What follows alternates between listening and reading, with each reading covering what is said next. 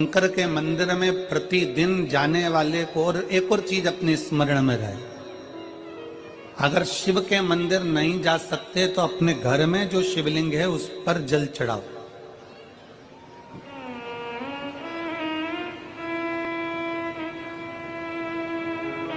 और यदि आप अपने शंकर के घर में शिवलिंग पर भी जल नहीं चढ़ा पा रहे हो तो किसी बेलपत्री का वृक्ष हो, उस वृक्ष के नीचे भी जल चढ़ाओ।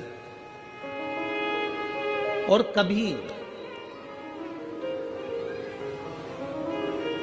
मौका मिल जाए, कभी भगवान शंकर की बड़ी करुणा हो जाए, भगवान शंकर की बड़ी उदारता हो जाए, भगवान शंकर की बड़ी कृपा हो जाए, बड़ी कृपा हो जाए, भगवान शंकर जिस दिन तुम्हारे ऊपर बड़ी कृपा कर दे, किसी सोमवार को 3 नियम बना लो। जिस दिन मेरा भोले बाबा तुम पर कृपा कर दे उस दिन सोमवार का एक नियम बनाओ कि महीने का एक सोमवार मुझे ऐसा करना है, 3 नियम धारण करना है महीने के सोमवार को। पहला, सुबेरे जाकर शंकर भगवान को 1 लोटा जल चढ़ाना है।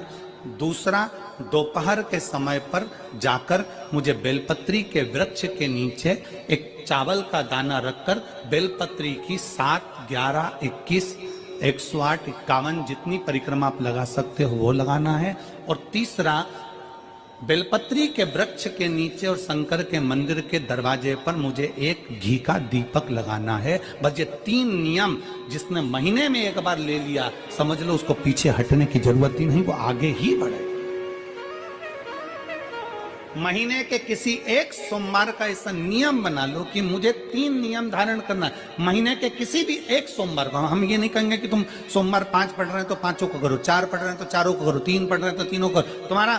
तुम तो महीने का एक सोमवार का नियम बना। और मेरी जीजियों से, मेरी बेटियों से जो विदेश में रह रही हैं, जो कहीं बाहर रह रही हैं, कहीं बड़े शहर में रह रही हैं, जो रोज मंदिर नहीं जा सकते, हर किसी महीने के एक सोमवार को भी ये नियम निर्धारण कर सकते, तो उनसे कहेंगे कि 3 महीने में एक सोमवार का नियम बना लो। 3 महीने में नहीं बना सकते तो 6 महीने में एक सोमवार का नियम बना लो। और 6 महीने में नहीं बना सकते तो 1 साल में एक सोमवार का ऐसा नियम बना लो कि मैं साल का एक सोमवार ऐसा रहूंगी कि सुबह सोमवार के दिन मंदिर में जाकर जल चढ़ाऊंगी, दोपहर में जाकर बाबा को एक अक्षत का दाना रखकर, अक्षत का मतलब है कि बाबा मेरी दिनों दिन उन्नति करना। बेलपत्री के वृक्ष के नीचे जो अक्षत रखा जाता है वो उन्नति के लिए रखा जाता है। शंकर के शिवलिंग पर जो अक्षत रखा जाता है वो रोग मुक्ति के लिए रखा जाता है। अशोक सुंदरी पर जो अक्षत रखा जाता है वो संतान प्राप्ति के लिए रखा जाता है। षडानंद कार्तिकेय की ओर जो अक्षत रखा जाता है वो हमारे बच्चों की सुख समृद्धि के लिए रखा जाता है। विनायक की ओर, गणेश जी की ओर जो अक्षत रखा जाता है वो हमारे घर में कोई मंगल कार्य आ जाए उसके लिए रखा जाता है। और जो पीठिका होती है जिसपे शिवलिंग रखा होता है, पार्वती जी का हस्तकमल, उस पर अक्षत रखा जाता है तो नारी के अखंड सौभाग्य के लिए रखा जाता है। अक्षत रखने का भी तरीका है। एक चावल का दाना कहां रखा जाता है, क्यों रखा जाता है, कैसे रखा। अब कई लोग कहते हैं गुरुजी ये शिव महापुराण में आप ये नियम बताते हो, तरीका बताते हो। हम तो उनसे कहेंगे डॉक्टर के पास जाओगे तो डॉक्टर भी गोली लिखकर ये नहीं कह देगा कि ये सारी गोली एक साथ खा जा। डॉक्टर भी कहेगा ये गोली सुबह खाना है, ये गोली शाम को खाना है, ये गोली दोपहर में खाना, ये गोली भूखे रहकर खाना। बोलो सही है कि गलत है? ये रात्रि को खाना खाने के बाद खा लेना, ये खाना खाने के पहले, ये नाश्ते के पहले। और सुनो, ये दवाई, ये वाली पीछे वाली जो दवाई लो ना इसको दूध से लेना, ये वाली जो दवाई लो ना इसको पानी से लेना। और सुनो, ये डब्बी है इसको पानी में मिलाकर फिर पीना। दवाई लेने का भी तरीका है, उसी तरह शिव महापुराण में एक एक अक्षत का भी तरीका है और एक एक बेलपत्री का भी तरीका।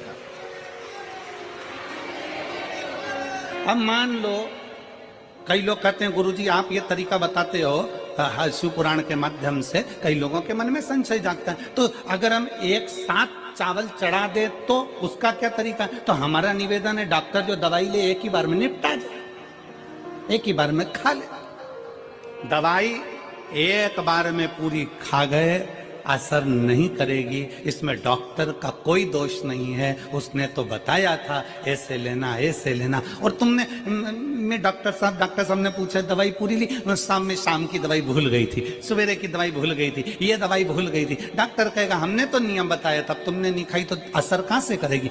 तुम असर कब करती है? जब हम पूजन के तरीके को जान जाएं, जब हम अर्चना के तरीके को जाएं।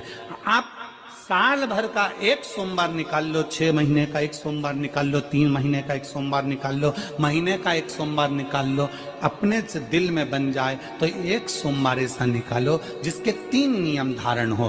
पहला, उसी सोमवार जिसको कर रहे हो उस दिन सुबह जल चढ़ाना।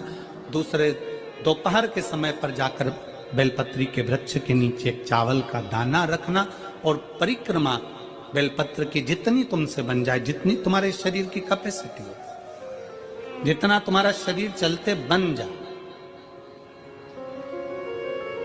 हम तो ये भी नहीं कहते कि तुम भूखे रहकर भगवान का भजन करो, हम कभी नहीं कहते। हम तो यहां तक कहते हैं, हमारे पुष्टि मार्ग में यहां तक कहा गया कि वल्लभ कुल की एकादशी करो, भले बकरी जैसे चरो पर एकादशी करो। हम तो यहां तक कहते हैं कि बहुत समय से कल मेरी एकादशी है, एकादशी है, एकादशी है, एकादशी है, पूरे घर को हिलाकर रख दिया, एकादशी है, एकादशी, एकादशी है। बहू टेंशन में, बेटा डिप्रेशन में, पति पपीता ला ला के, सेव फल ला ला के, मूंगफली का दाना ला ला के, काजू कतली ला ला के, सेव फल ला ला के, और सारा सामान, साबूदाना और खिचड़ी और ना चिप्स ना जाने क्या क्या ला ला के, बेचारा पति एकादशी आती है वो नौमी से चिंता में पड़ जाता है।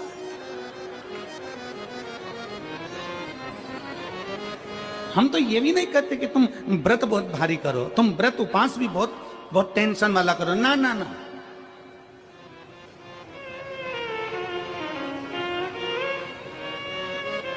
अपने को व्रत उपास भी इतना बहुत बहुत भूखे रह रहे हो, बहुत प्यासे रह रहे हो, और मालूम पड़े कि भगवान हमें मिलेगा, भगवान हमें मिलेगा। भगवान कहता है कि देख भाई, मैं भी भूखा नहीं रहता, तू भी भूखा मत रहे, मैं भी चकाचक रहता हूँ, तू भी चकाचक रहे, मैं भी अपने। और भगवान शंकर तो ये भी कहते हैं कि अपना परिवार भी मत छोड़ो। मेरे पास में पार्वती भी, एक ही देवता है जो विद फैमिली मंदिर में बैठता है।